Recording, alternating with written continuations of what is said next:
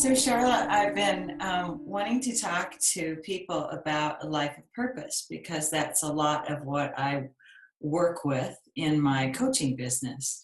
And when I first met you, it struck me that you live such a meaningful life. And so you were a person I just wanted to get to know and talk with more and learn more about because you fascinated me from the very beginning. That's fun. Yeah. So thank you for talking to me officially on this series about a life of purpose. Well, that's quite a compliment in itself, and I'm very honored to be a part of this. Thank you. So you do a lot of things in your life, and officially you have a business called Beauty Heals You, right? Yes, I do. And I think of a few words in connection with you. And I'd love for you to just talk about your business and those words and what they mean to you. So the business, Beauty Heals You, wonder, beauty, and equine therapy. Okay. So tell me how all those fit together for you in your life.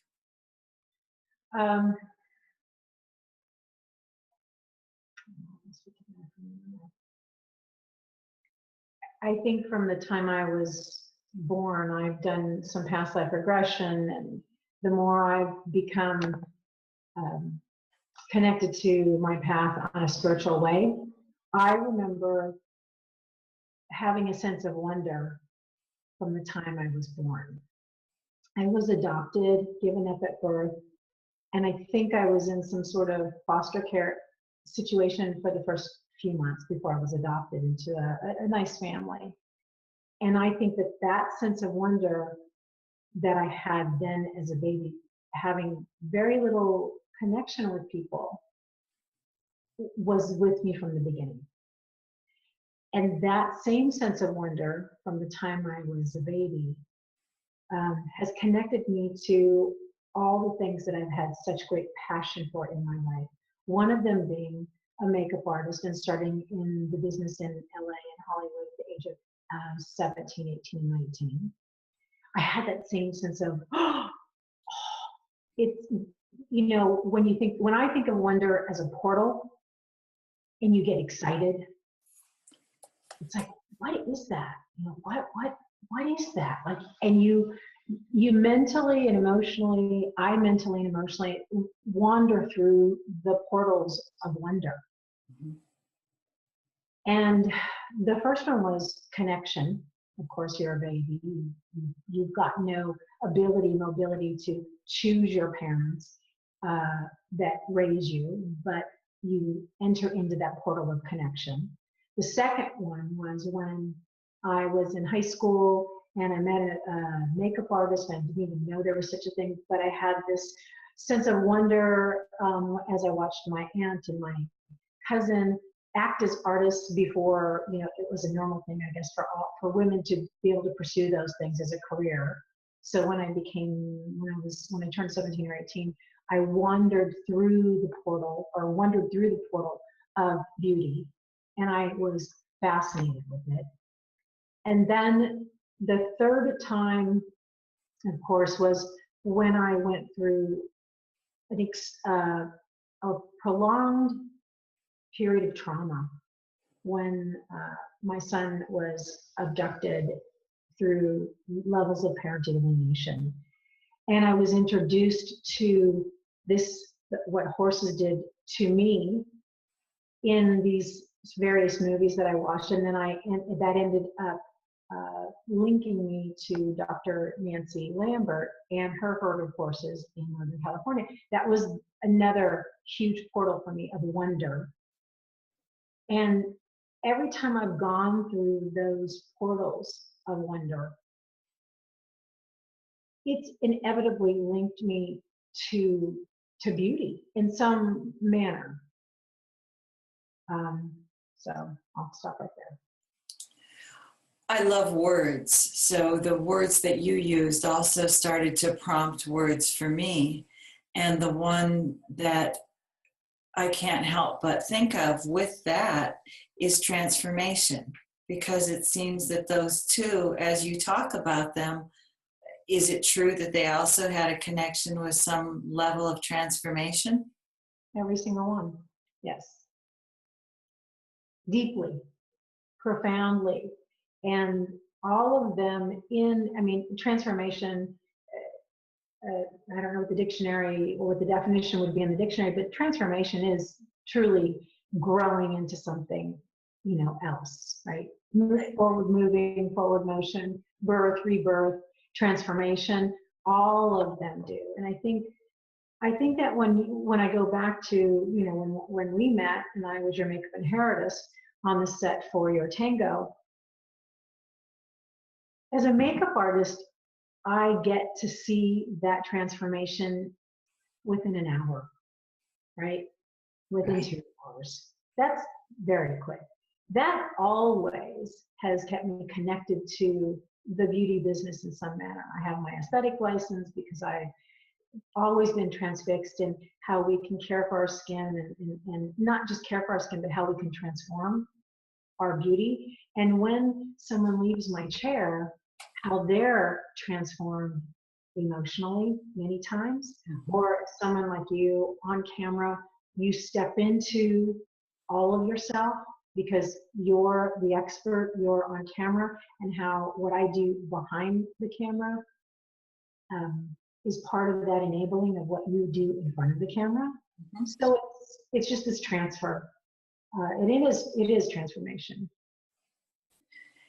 And I think as a makeup artist, the role is so powerful because you bring forward an aspect that perhaps for the movies, it's like you said, you're bringing forward an aspect that might not be seen otherwise. For women and men that aren't typically aware, perhaps, of an aspect of themselves, you're also bringing that element forward. Mm-hmm. Yeah. When I work with directors, I did the bulk of my work in Los Angeles. The bulk of my work that I did in Los Angeles was always propagated on what the advertising people wanted, what the effect was, and then of course what the director's vision was or is. Yeah. So with those two components or those two camps,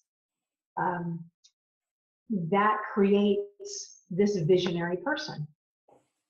So a lot of times you just come to me, or my talent comes to me, and you're yourself. You're fresh faced, or you're raw, or you just came off off a plane or whatever, and I hopefully very carefully take your being, and then with you, and then what I get from the directors and also the advertising people many times create this visionary person, and you step into that.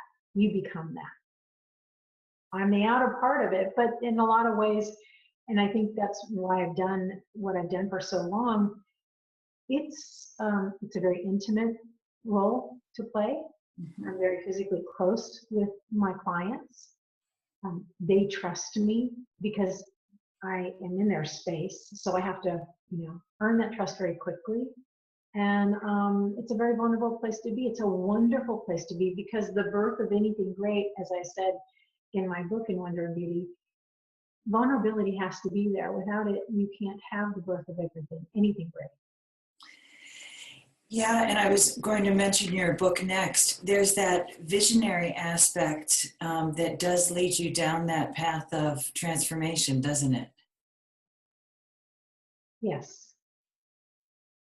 And it takes a lot of courage. Can you talk about that courage? And say that again, the visionary aspect? And the courage that it takes to go down that, because there's that vulnerability. Mm-hmm. I mean, you can have the vision and you can be willing, but there's the big gap between those two. There's a big gap. Well, it's like, we all have seen The Wizard of Oz, right? We've all Right. seen We've all seen, it's like being the Wizard of Oz or stepping out from behind the curtain. Yeah. And it's so much easier to be behind the curtain, be behind the screen, not show up fully. There's a visceral, as you know, there's you go on stage, you're presenting workshops. It's so much easier to be behind a screen and behind the curtain, right? But to show up physically, emotionally, mentally, spiritually, fully, that's scary sometimes. People train for that. People grow into that. But I want to go back to my time with the horses. When I was going through equine therapy with Dr. Lambert, and I stepped into a ring with these horses, I guess the thing that is so different being with the horses, which is why equine therapy can be so powerful, is that they're not judging me. I don't need to be anything other than what I am, in their space. And yet it's vulnerable immediately because they're huge. They could hurt you. There's a certain protocol in which you have to learn to be around them, and they'll let you be around them if they want you to be. It's a real, how to say, it's a more natural state of being. They don't care about your makeup. They don't care about your hair, what you have, what you don't have. They care about your spirit. So they're communing with your spirit.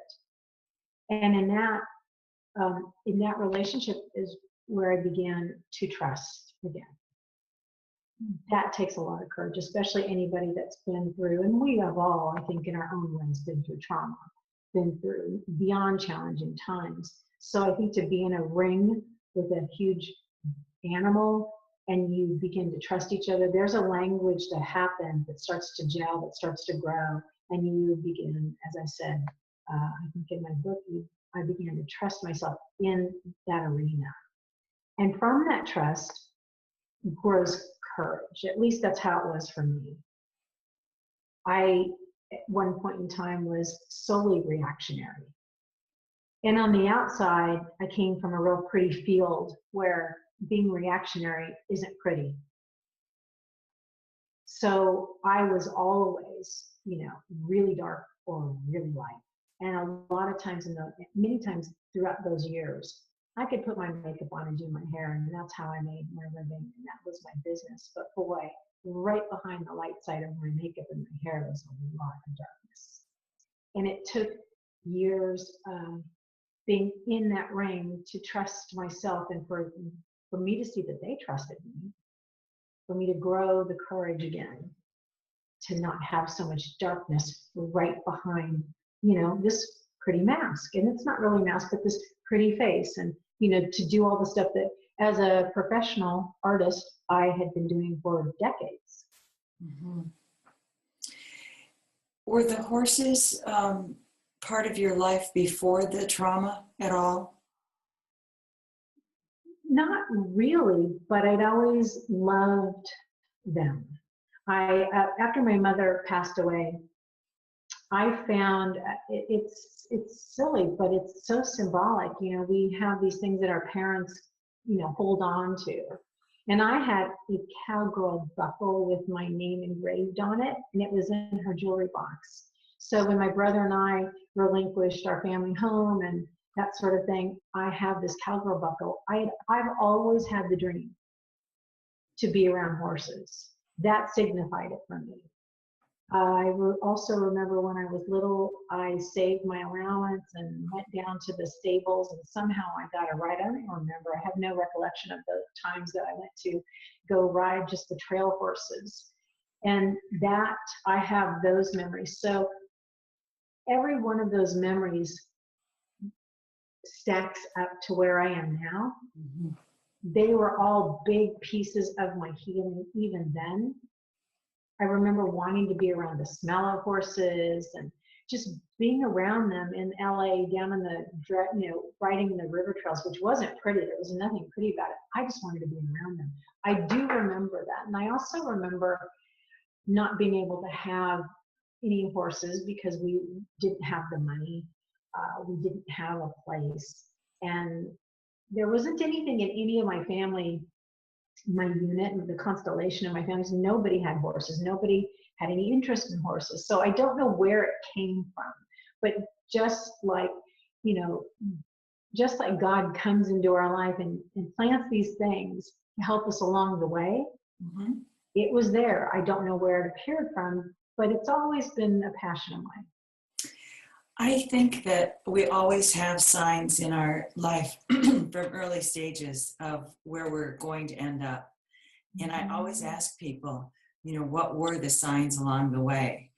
And I think it's one of those wonderful things as we do get older that we can look back and see a pattern. So it doesn't surprise me at all that you can look back and see that. I find it fascinating. It's there. Mm-hmm. And I'd forgotten about it for, gosh, decades, Mm-hmm. until this trauma occurred. And then it was like something in my brain said, watch this movie. And the first movie was called Dreamer. It was a Disney movie. And I watched that movie. I began watching that movie, and then I began watching some other films and some other films. And I was fascinated. And I do remember every time I watched one of these films, it was a film of triumph. It was a film of transformation. It was a film of the sort of the underdog horse, you know, the horse that wasn't supposed to live in Dreamer. They could have put Dreamer down. They're all based on true stories. So I saw myself in many of the talents roles: the horse, the little girl that loved the horse, the father that, you know, didn't want to give up on the horse, you know, just, you know, all bits, all of the pieces being healed within the story. And for me, it was horses, the subject. How did things progress for you once you had horses more in your life? Did you find that life did fall in place more also, or was it more just internal healing? No, it was internal, which I believe all healing happens there. It starts there. That's the core. That's our spirit. That's our heart. That's our being. Mm-hmm. And the things that challenged me the most began to lessen. Like I said, I keep going back to being in that ring with the horses, and when I saw them trusting me, I then in turn began to trust myself when I left the ring. It's also like a really sweet memory that comes up, or that you can pull up on command. Mm-hmm. When you have a really sweet memory, you want to go there, mm-hmm. versus going towards the memories of the trauma. So the more I was around them, the more I got to know them. And there I got to know Monty and May and Cochise. And I mean, they're, you know, you have horses and dogs and things. I mean, you love them, you know, they're individual spirits. You're like, you know, I would talk to Nancy, how's Monty doing? Oh, he's doing good. Has he been eating really well? Yeah, you know. So that became my new tribe. Mm-hmm. And so from that safe tribe, an empowering tribe, I then continued to make other choices in my life on an outward basis. And when things happened that were scary or unpredictable, as life is many times, I just went, you know what? I'm just going to go with this. And I could keep pulling up those memories, especially when I was with the horses. I find it fascinating because the way I like to organize thoughts in a certain pattern, because that helps me organize my brain so that I can, you know, coordinate my way of work. And then I have everything else that happens fall into my little pattern of thought. That's the way I operate in my work. So the way that I organize my thinking is in that meaningful life falls into living a purpose according to values, and there's certain life elements that give us so much meaning and direction that even if we don't have the same words for them, they're so universal that as human beings, they drive us. Mm-hmm. And they transcend language in many senses. Mm-hmm. And when we see somebody, it's recognizable whether or not we say it in the same way. Mm-hmm. And that, to me, is what is so beautiful in life, that kind of recognition. Mm-hmm. You Yes. know? Yes. And that's what I was getting at with this whole series. And when I saw you, the recognition that I had with you. Mm-hmm. So when I ask some of these questions, I don't know if it'll have the same meaning in terms of the words, but does the word values, life values, have any context or meaning for you? Is that something that you think of? It is, and it is more so now than ever before, because I have a life worth living. I have, again, really big goals and dreams, and some that I have achieved recently. That, you know, for instance, I started writing a book in, my goodness, the 80s. And I got as far as getting a literary agent, having been a non-published author. And then life, you know, came and I shelved the book.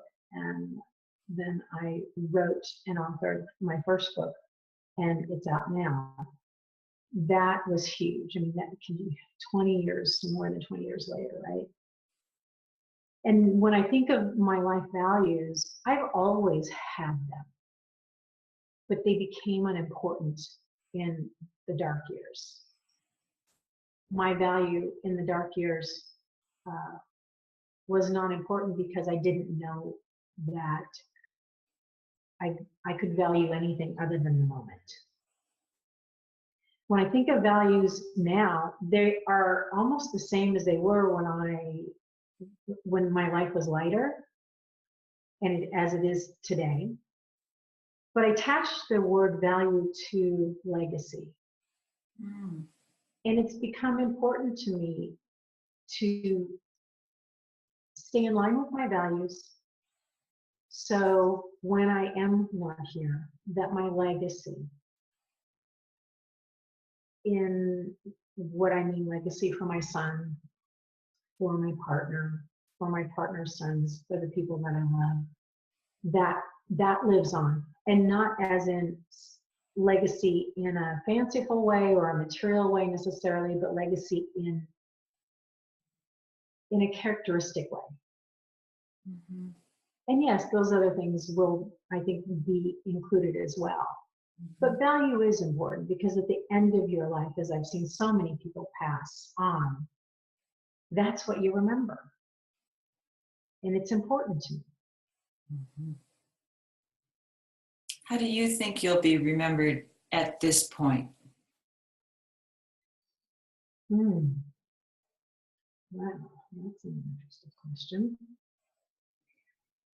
I think, that's an emotional question too. It's interesting. I think a woman that didn't quit. I think a warrior of sorts, and hopefully a peaceful one. A woman that loves deeply. A woman that loves being pretty and creating prettiness wherever I go. A woman that stands behind people that she loves strongly. Someone I've always considered myself a seeker. I continue to seek. I I think in all social media that I do, I rarely lash out, but my goal is to lift others in the portals that I have to them. And I think a person, it's funny, recently I pulled a picture of myself when I was a teenager, that looks carefree, and someone that's carefree, nature loving, someone that enjoys the outdoors, which is why I think I'm in Idaho now, one of the reasons. So all of those things, and hopefully someone that's raised the bar a little bit in regards to not giving up on yourself. Mm-hmm. I know horses because I have horses also. And I believe that horses respond to all those elements immediately. Mm-hmm. Oh, yeah. And you have horses now, correct? No, not yet. Not yet? Not yet. We've got, our neighbors have horses.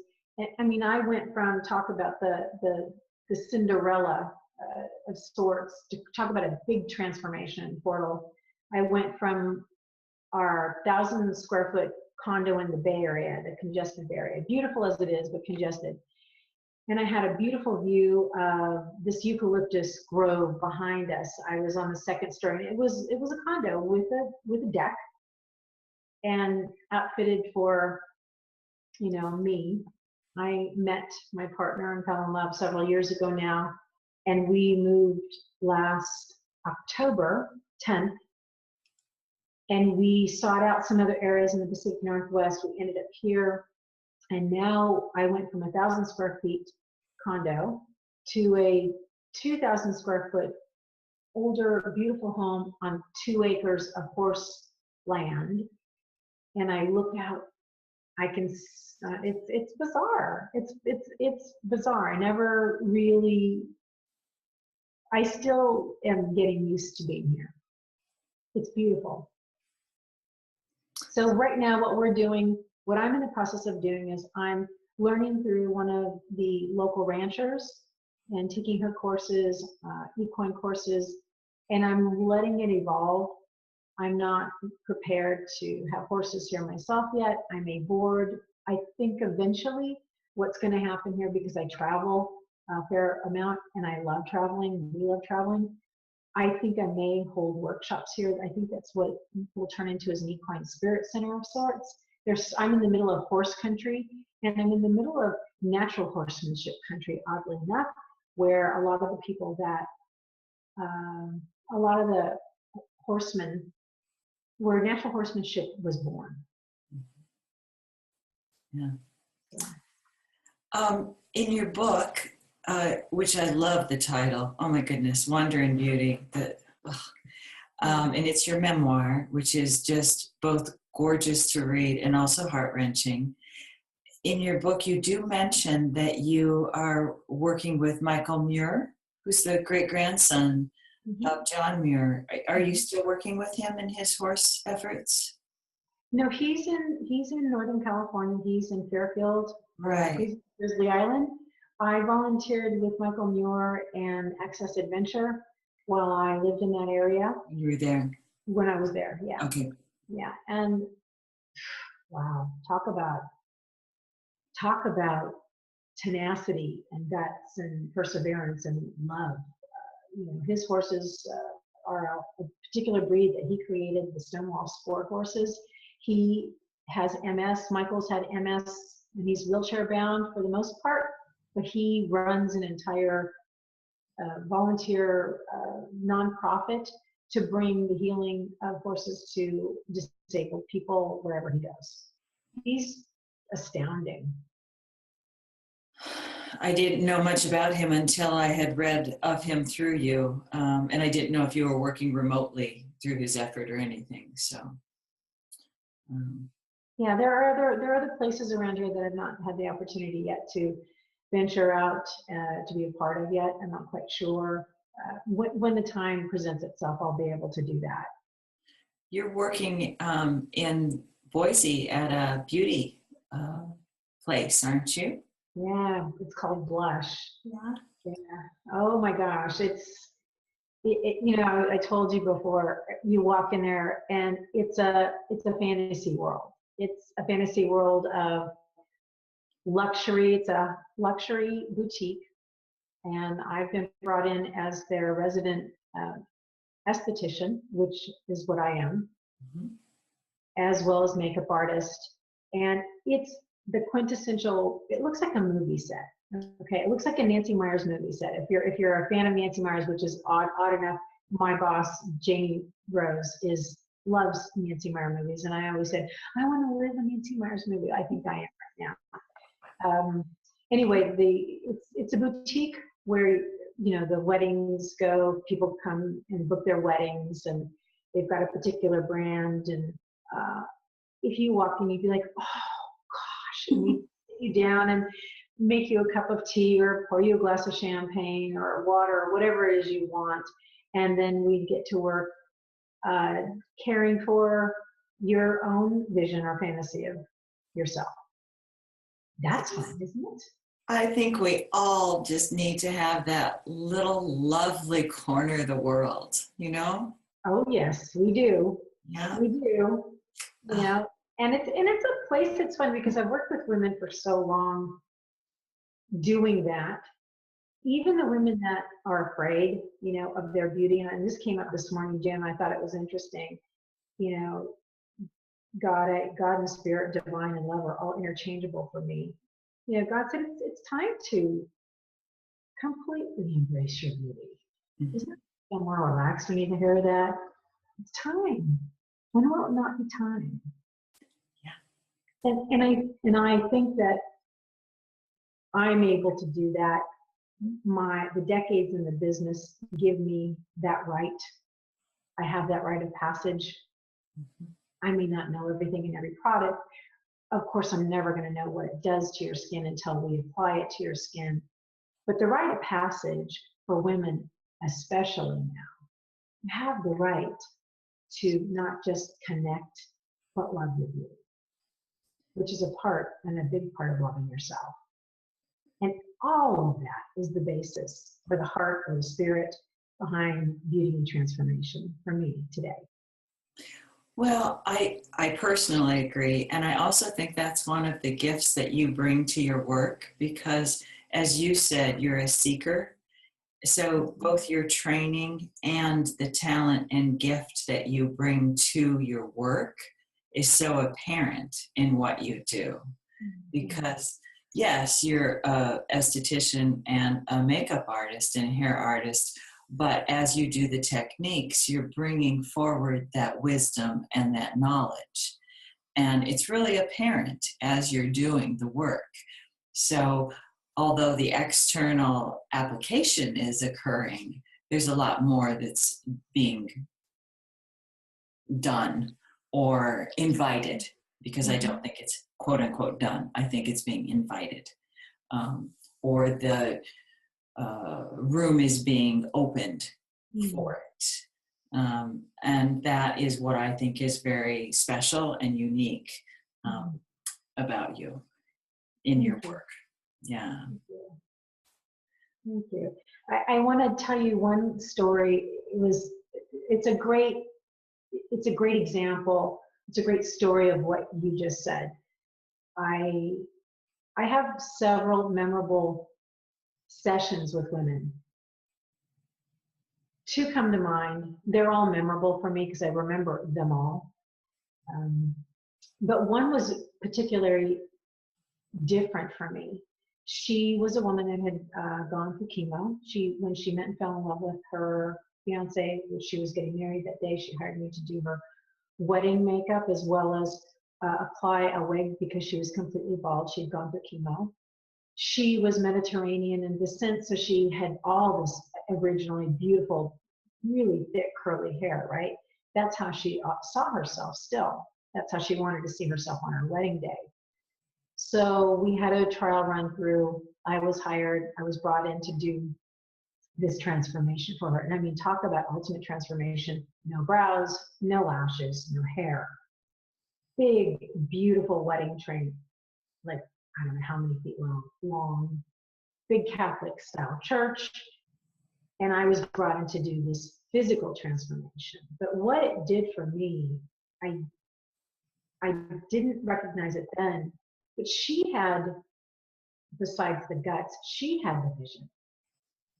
She hired me to implement the vision.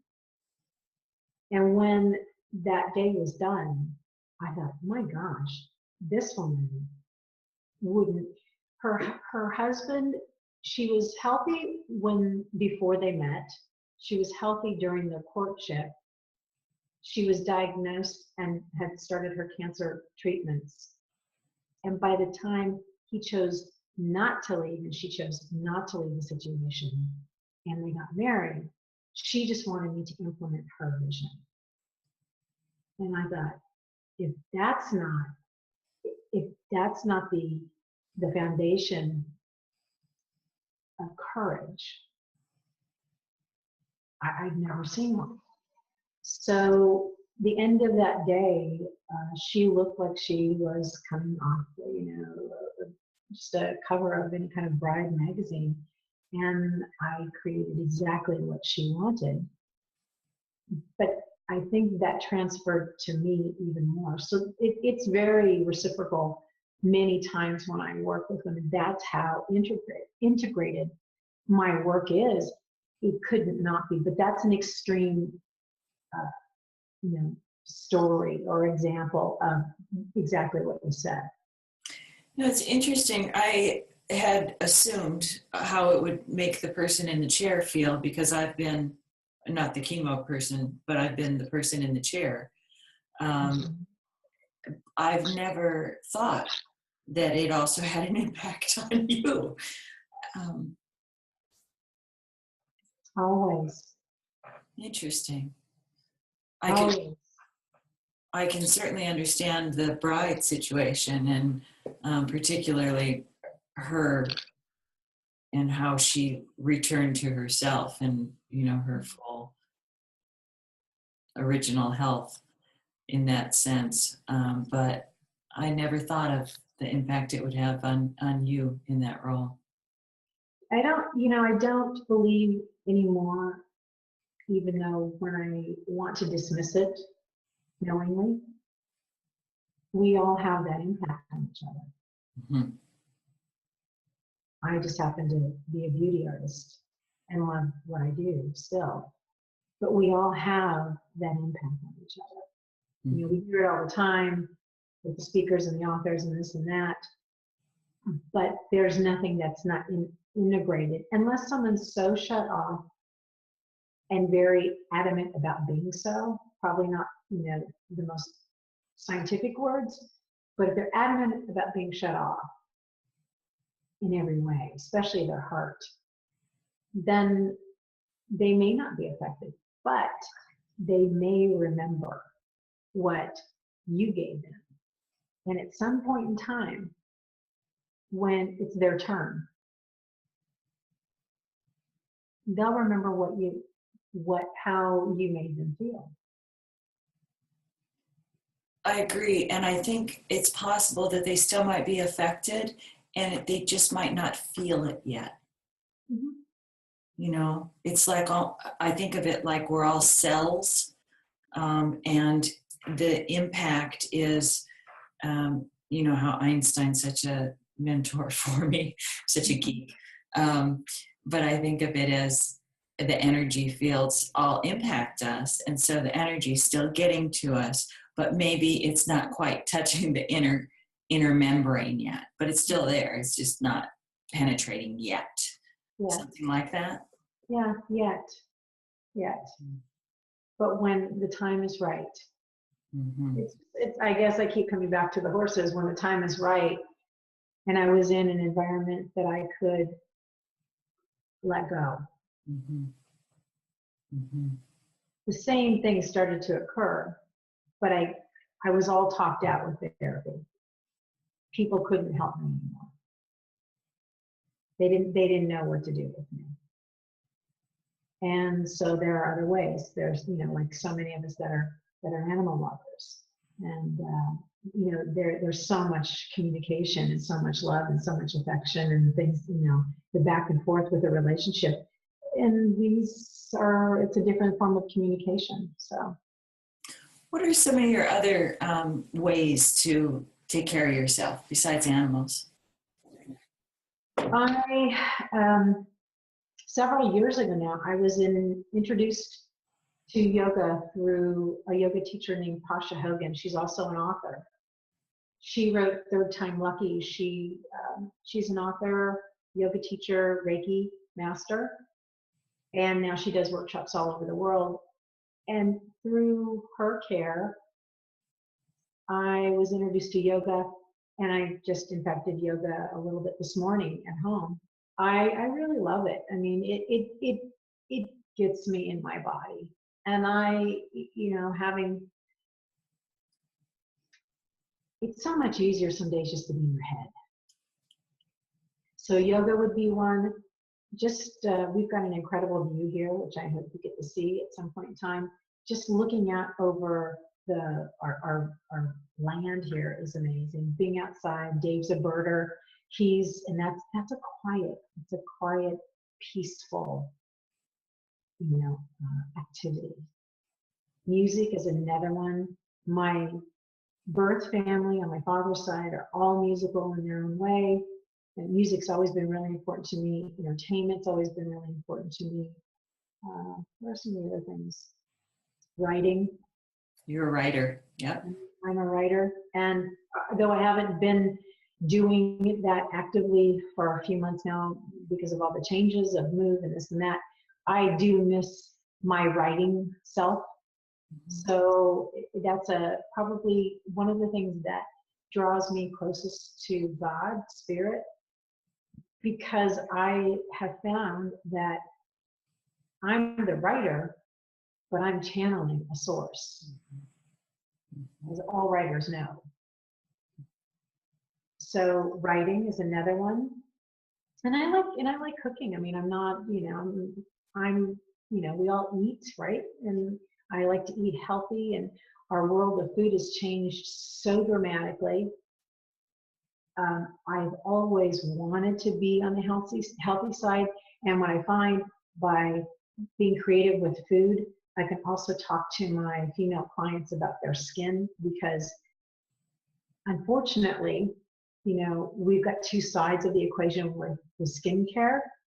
And I come from an aesthetic standpoint, and I know that our gut is an integral part of how we look on the outside, and it's an integral part on how we age. Mm-hmm. So I like playing with spices and herbs, and now I've got a garden, and I don't, I'll get to do something with that now that the snow's gone. So, my passions are just now starting to expand a little bit more.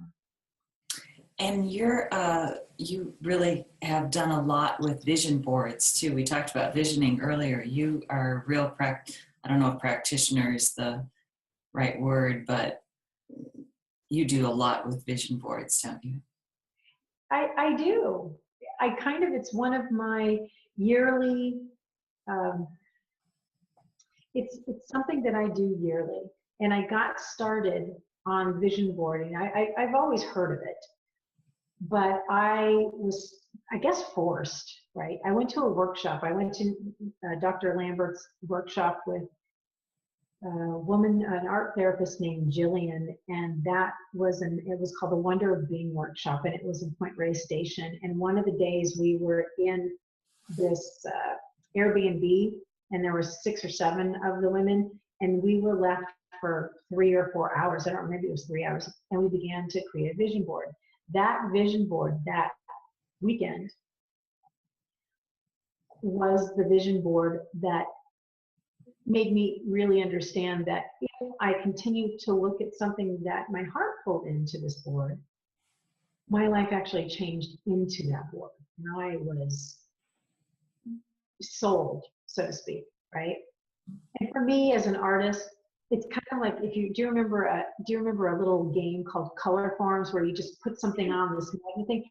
it was very similar to that for me. I'm like, well, I can create this. Or another one of the imaginary games when we were growing up was Harold and the Purple Crayon. He just painted the next scene, and then he created the next scene. It was his vision of the next part of his world. Yeah. Harold and the Purple Crayon, little kid's book, great book. And so my vision board is a combination of those two. And I've learned that, I'm a bit of a perfectionist as well, of course. So I need to get the vision board perfect. You don't need to get the vision board perfect. You just need to do a vision board. Mm-hmm. But it's one of my yearly journeys for myself. I knew it was pivotal for you because it's part of your book. Oh gosh, I'm blanking here. What part of my book is it a part of? Isn't it funny? It opens a chapter. And I read your book a while ago, but I remember it opens a chapter, so I knew it was pivotal. It is. For me to see something, it's always been a part of my makeup artistry. For me to be able to see the end result, right? Like anybody that does vision stuff, does vision work, and we all do it, even if we don't believe we do or know it. For me to see the end result, somehow I always get there. Yeah, and I agree with you. I think that it's like you say, we all see it. We get what we do see. So when we consciously and deliberately choose what we're going to get, oh my goodness, that's what I encourage. Yes. Mm-hmm. And the fact is, I'm going to ask you really quick. The light's changing drastically. How does this look to you? I love it. I can see it change, and I think it's beautiful. Okay. Your face is more in shadow, though, but it's a beautiful shadow. Okay. All right. As a makeup artist, you may have a different opinion. I'm not the expert there. Oh, hold on one second. Okay. Put out this. Interesting, yeah, because the light just changed a lot. We haven't seen this much sun in months. Vision board. I'm sorry, where were we?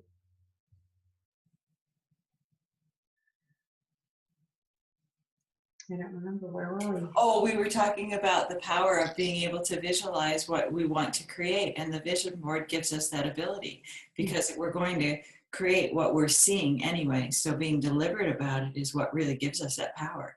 Absolutely gives us the power. I'm going to turn this way.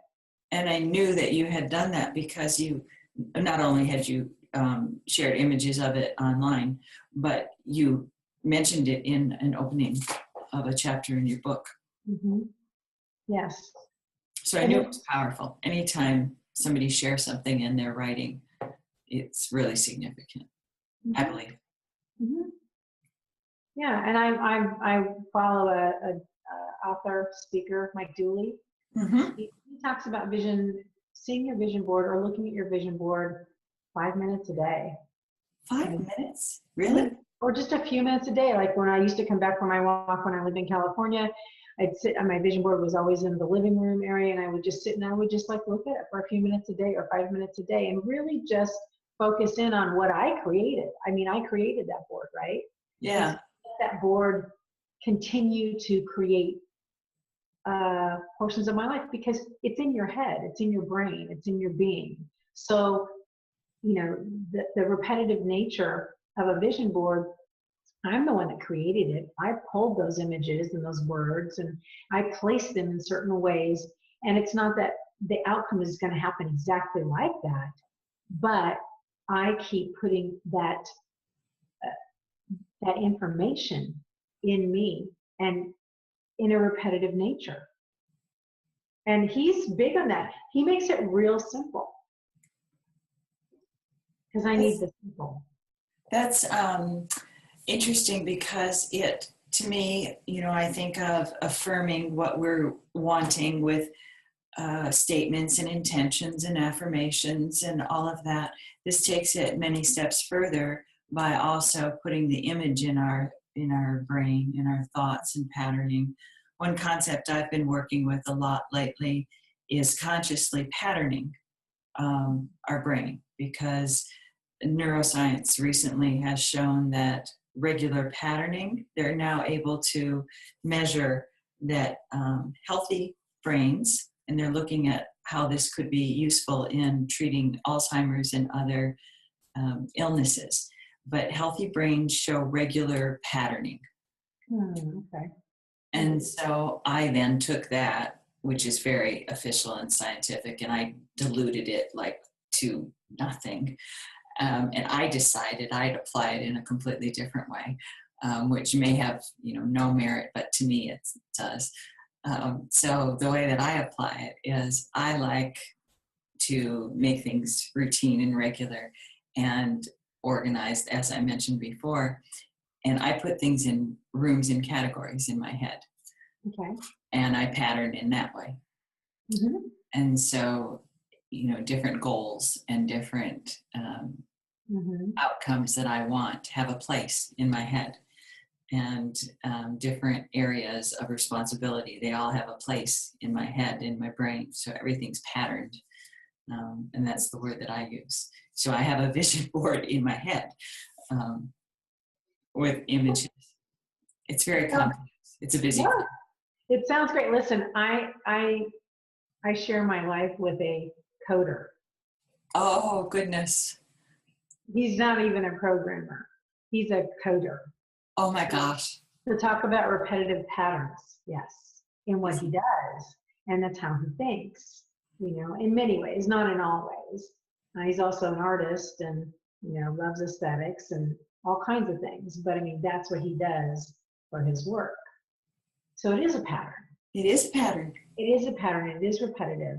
It's, and then they change that and they create new codes and it goes on and on and on. So yes, I think, and it's just like, what is that?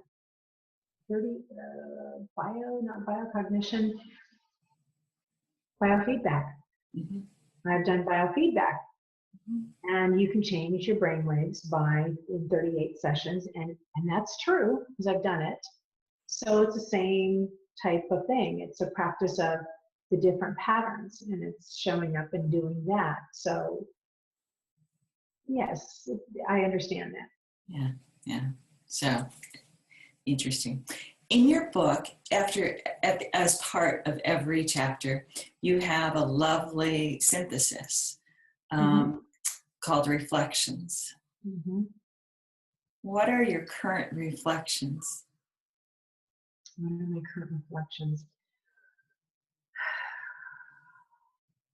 That what you put your attention on, that what you follow through with, even if it looks crummy that day, that what you consistently show up to do will bear fruit. It just will. It just does. My reflection today is that I'm slightly just, especially a lot of it because the snow has stopped and I love the snow, but it's like being a 2-year-old or a 3-year-old on the planet again. That was a long time ago, but I'm just thinking, wow, look at this. It's like I'm in a new place. But I did, in part, create this from the 1,000 square foot condo to the 2-acre horse property that I had no way of creating or could even conceive of 3 years ago, ever, right? So my reflection today is I'm in awe of this opportunity. I'm in awe of, and I just showed up to work and we met, right? Just keep showing up, like go through the process. Yes, sit in that horrible traffic, show up and be grateful.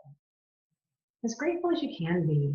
There are days that you can't be very grateful, but just keep showing up. Do the work.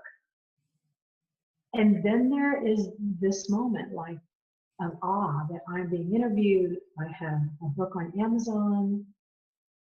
I'm doing beauty work in a state that I didn't even know where I was going on October the 10th. I looked on a map and I'm like, that's where Idaho is? That's how silly some of this is. And I am in reflection of awe.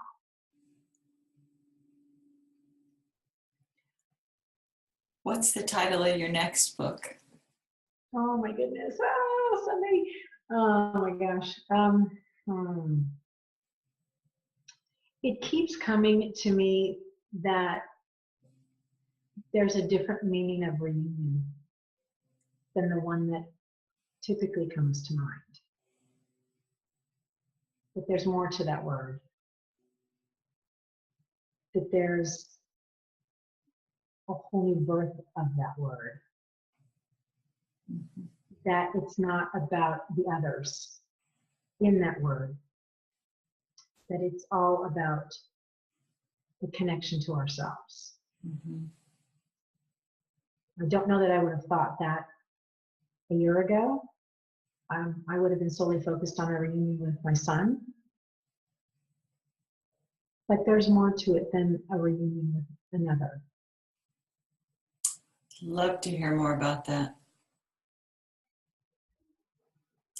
And we talked about having more of a conversation about wonder, beauty, and intuition. Let's do that too. Okay, great. So for now, I'm just going to thank you and say to be continued. And I'd love for you to tell people that might be listening how they can get a hold of you. Okay, well, you can get a hold of me through charlamiller.com. You can also, my website is beautyhealsyou.com. I blog on the website monthly, and we'll be doing a newsletter very soon. I talk about beauty techniques and skincare and beautiful things having to do with women, but I also talk about the beauty of healing and healing adventures, things that I'll be engaged in within the next handful of months. And so it's beauty healing on the inside and the outside. And then also I've got one last blog that I've been writing for those that have still not reunited with their children or loved ones. And I started this blog in 2012. And it's called nevergiveupmom.com. And these were letters of love that I wrote to my son, started in 2012. And that blog and those words, based on the guidelines that I was given by Spirit, was the bridge and the link to my son connecting with me 52 hours after he turned 18. And I'll have all these listed as well. Great. And thank you. Thank you. Thank you very much. Okay. Bye for now. Bye.